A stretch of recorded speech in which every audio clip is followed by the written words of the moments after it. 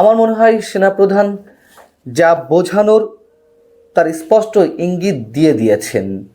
দেশের যে সার্বিক একটি চরম অস্বাভাবিক অবস্থা, তার মধ্যে সোমবার সেনানিবাসে একটি অনুষ্ঠানে সেনা সদস্যদের উদ্দেশ্যে জেনারেল ওয়াকারুজ্জামান যে বক্তব্যটি দিয়েছেন খুবই সিগনিফিকেন্ট। আমরা হয়তো অনেকে অনেক কিছু ধরে নিতে পারি, কিন্তু আমি আমারটা বলবো। তিনি বলছেন যে নির্বাচিত সরকার দায়িত্ব না নেওয়া পর্যন্ত দেশের শান্তি শৃঙ্খলা রক্ষায় ধৈর্যের সঙ্গে দায়িত্ব পালন করতে সেনা সদস্যদেরকে সচেষ্ট থাকতে হবে। এবং তিনি বলছেন যে আমরা ভেবেছিলাম দ্রুত কাজ শেষ করে আমরা সেনানিবাসে ফিরে যাবে, কিন্তু সেই কাজটি আমাদেরকে দীর্ঘদিন ধরে করে যেতে হচ্ছে। এবং দীর্ঘায়িত হওয়ার পরও তিনি বলছেন যে সেনা সদস্যদেরকে ধৈর্য রাখতে হবে, অতিরিক্ত বল প্রয়োগ না করে তাদের কাজ করে যেতে হবে। সেনাবাহিনী বা সেনাপ্রধান, আমার কাছে মনে হয়, যদি এর আগে আমি নিজেও বলেছি, সম্ভবত খুবই ক্ষুব্ধ এবং হতাশ। যা আশা করা হয়েছিল, সাধারণ মানুষ সেখান থেকে আশাহত হয়েছেন, তিনিও আশাহত হয়েছেন এবং নিশ্চয়ই তার অনেক কিছু করার রয়েছে। সাধারণ মানুষ সেনাবাহিনীর উপর আস্থা রাখতে চায় এবং তিনি যে বক্তব্যটি প্রথমেই দিয়েছেন যে নির্বাচিত সরকার না আসা পর্যন্ত দেশের শান্তি শৃঙ্খলা রক্ষায় ধৈর্যের সঙ্গে দায়িত্ব পালন করে যেতে হবে সেনা সদস্যদের। অর্থাৎ এই সরকারের সময়ে অনেক কিছু থেকে আমরা বিচ্যুত হচ্ছি, সরকার বিচ্যুত হচ্ছে, সরকার পারছে না, স্ট্রেট আমরা একটু বলতে চাই, সরকার ব্যর্থ হয়েছে। ব্যর্থতার কথা সরকারের উপদেষ্টারা অস্বীকার করে নিচ্ছিল, আমি সেটি বলছি। কিন্তু বিষয় হচ্ছে যে সরকার কি তাহলে থাকবে অন্তত আগামী নির্বাচন পর্যন্ত? এবং সেনাপ্রধান কি এটাই বোঝাতে চাননি পরবর্তী নির্বাচিত সরকার না আসা পর্যন্ত বর্তমান অন্তর্বর্তী সরকার আসলে কিছুই করতে পারবে না, কিছু করতে পারছে না, এবং এই অবস্থা থাকলে দেশের যে ভয়ঙ্কর পরিস্থিতি তা উত্তরোত্তর আরো আরো চরম ভয়ঙ্কর অবস্থায় গিয়ে পৌঁছাবে? এই যে নৈরাজ্য, তা কি কারণে বৃদ্ধি পেয়েছে? উপদেষ্টাদের কথাবার্তা, কোনো উপদেষ্টার প্রত্যক্ষ কিংবা পরোক্ষ সহযোগিতায় যে নানান ধরনের মব ক্রিয়েট করা হয়েছে, সেই মবের সঙ্গে অথবা যারা উশৃঙ্খল জনতা তারা তো উৎসাহিত হয়েছে। বুলডোজার দিয়ে যখন 32 নম্বর থেকে সারা দেশে একটা অরাজকতা শুরু করা হলো, কেউ বাধা দিয়েছে? বরঞ্চ আমরা দেখেছি ফেসবুক স্ট্যাটাস দিয়ে কোনো উপদেষ্টা তাদেরকে উৎসাহিত করেছেন, উৎসব করার আহ্বান জানিয়েছেন। উৎসব হোক, এইভাবে স্ট্যাটাস দেওয়া হয়েছে।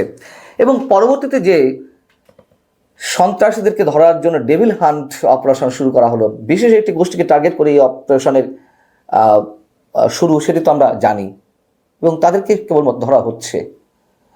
বুলডোজার বাহিনীর কাউকে কি ধরা হয়েছে পর্যন্ত? নিশ্চয় ধরা হয়নি। সন্ত্রাসীরা এখন করছে কারা? আওয়ামী লীগ করছে, করতে পারে সব জায়গায় তারা। তাহলে আপনারা আছেন কি জন্য? আমি যদি তর্কের খাতিরে ধরে নিই, এই কথাগুলো এর আগেও বলেছি, তারপরে বলতে হচ্ছে। মানুষ তো দিনে দুপুরে এখন রাস্তায় বের হতে ভয় পায়। ছিনতাইয়ের কবলে পড়ে কিনা, ডাকাতির কবলে পড়ে কিনা, নারীরা ধর্ষণের শিকার হন কিনা। এবং গত 72 ঘন্টায় 65 জন ধর্ষণের শিকার হয়েছেন। এটি কোনো গণমাধ্যমের হিসেবে অটোরিকশা থেকে নামিয়ে গৃহবধূকে ধর্ষণ, শহীদ মিনার থেকে ফুল দিয়ে ফেরার পথে 4র্থ শ্রেণীর ছাত্রীকে ধর্ষণ, কোথাও ঘুরতে গেছে দম্পতি, স্বামীর সামনে গৃহবধূকে টেনে নিয়ে ধর্ষণ চলছে তো।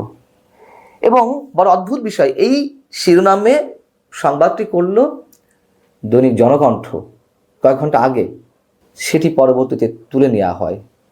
কার চাপে তুলে নেওয়া হলো? কি কারণে তুলে নেওয়া হলো? গণমাধ্যম নাকি স্বাধীন, কত সাংবাদিকের চাকরি যাচ্ছে, কেউ হিসাব রাখেন? এই যে আমরা 2-4 জন মানুষ যে কথা বলছি, আমাদের উপর কি পরিমাণ থ্রেট আছে, কেউ কি খোঁজ নিয়েছেন? এবং একথা তো আগেও জানিয়েছি যে কি পরিমাণ থ্রেট নানান পর্যায় থেকে আসছে। এই অবস্থায় আমাদের স্বরাষ্ট্র উপদেষ্টা কি করলেন? রোববার গভীর রাত 3টার সময় তো তিনি নাটক করলেন। ভেবেছিল কি না কি ঘোষণা তিনি দেবেন, সাংবাদিককে ভেবেছিলেন। তিনি জানালেন দেশের পরিস্থিতি ভালো আছে, যা কিছু করছে আওয়ামী লীগ করছে, তাদের অনেক টাকা। আবার এই ব্যক্তি স্বরাষ্ট্র উপদেষ্টা লেফটেন্যান্ট জেনারেল জাহাঙ্গীর সাহেব তিনি সচিবালয়ের সোমবার সাংবাদিকদের সামনে বলছেন, আইন শৃঙ্খলা পরিস্থিতির ব্যাপারে স্বাধীনতা 53 বছরে আমার মনে হয় মিডিয়াতে এমন কোনো এমনভাবে লেখা হয়নি। কেমনভাবে লেখা হয়নি এত তো প্রমাণ পাওয়া গেছে। আমি জনকণ্ঠের উদাহরণটি দিলাম যে 72 ঘন্টায় 65টি ধর্ষণ, সেই লেখাটি তুলে নেওয়া হয়েছে এবং তিনি বলছেন এবছর আইন শৃঙ্খলা পরিস্থিতি খুবই ভালো। আমরা কি বলতে চাই এখানে, কি বলা উচিত? তিনি বলছেন যে আমি বলবো আইন শৃঙ্খলা পরিস্থিতি স্যাটিসফ্যাক্টরি, সন্তোষজনক। আর বলছিলাম যে কোনো কোনো উপদেষ্টা আবার বলছেন, দায় স্বীকার করে নিচ্ছেন।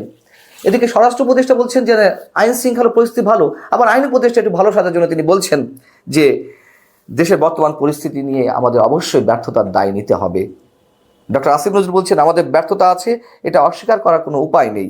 আইন শৃঙ্খলা পরিস্থিতি এমন যে আমাদের আত্মতুষ্টির সুযোগ নেই, তবে আমরা চেষ্টা করছি, চেষ্টা আছে, আত্মজিজ্ঞাসা আছে। আমরা একটা ভঙ্গুর অবস্থায় ধ্বংসপ্রাপ্ত প্রতিষ্ঠান নিয়ে কাজ করছি। কিন্তু তিনি সেই একইভাবে আওয়ামী লীগের কাঁধে দোষ চাপিয়ে দিয়েছেন, সেই রাজনৈতিক বক্তব্য। পার্থক্যটা কোথায়? কিভাবে আইন শৃঙ্খলা পরিস্থিতি বলি কিংবা নিত্যপণ্যের দাম বলি বা চাঁদাবাজি থেকে দূরে থাকার কথা বলি, দূরে রাখার কথা বলি মানুষকে, কিভাবে হবে? আমাদের প্রধান উপদেষ্টা তো চাঁদাবাজদের দেখতেই পান না। চাঁদাবাজি যে হচ্ছে সেটা তিনি জানেনই না সম্ভবত। এর আগে বলেছেন না কথাবার্তায়, সাক্ষাৎকারে সিনিয়র সাংবাদিক নুরুল কবিরের সঙ্গে, যে সরকারের চোখ হয়তো অত পরিষ্কার না, চাঁদাবাজি হচ্ছে দেখতে পাচ্ছি না। কি অদ্ভুত সব কথাবার্তা। স্থানীয় সরকার নির্বাচন করার পায়তারা চলছে। জাতীয় সংসদ নির্বাচনের আগে স্থানীয় সরকার নির্বাচন হবে কেন? ওই যে বিশেষ দলটিকে ভালো একটা পজিশনে আনতে হবে, তাদের যে সমর্থক বিভিন্ন বাহিনী আছে তাদেরকে তুলে নিয়ে আসতে হবে, নির্বাচন করতে হবে, তারপর জাতীয় সংসদ নির্বাচন করবে এবং সর্বসাকুল্যে নির্বাচন দীর্ঘায়িত করে, প্রলম্বিত করে নিজেদের ক্ষমতাকে টিকিয়ে রাখার চেষ্টা। অনেকেই অনেক ধরনের ব্যাখ্যা করতে পারেন সেনাপ্রধানের বক্তব্যের, তবে আমার কাছে যেটি মনে হয়, সেনাপ্রধান কি বলেছেন না বলেছেন তিনি নিশ্চয় ভালো জানেন।